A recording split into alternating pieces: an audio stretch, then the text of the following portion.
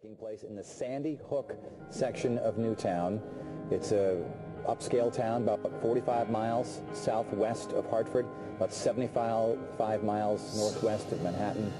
Bedroom community for both of those cities. I know there are some folks who look at ESPN who live there, and New Haven and so forth.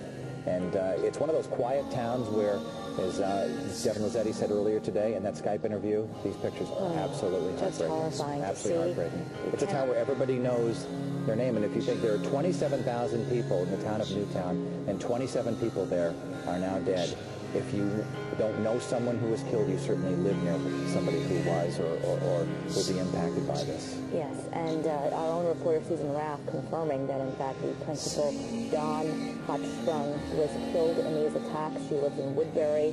We're told that she is married to a teacher who teaches in the Danbury Public Schools. We are told from the very early reports that the students who were escorted out were told to close their eyes when they were taken by the office.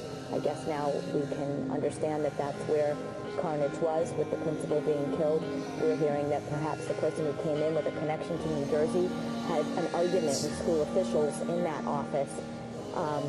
And you know, the video here, as heartbreaking as it is to see, these are the parents who are able to hug their children and take them home.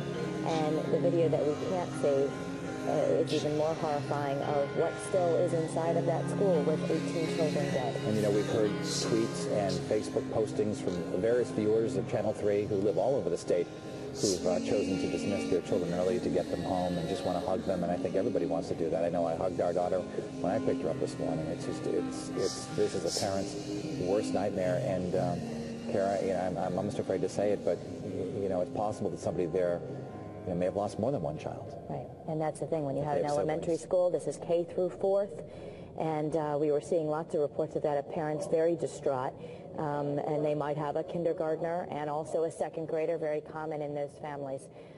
So our thoughts and prayers are going out as this horrible news keeps coming out.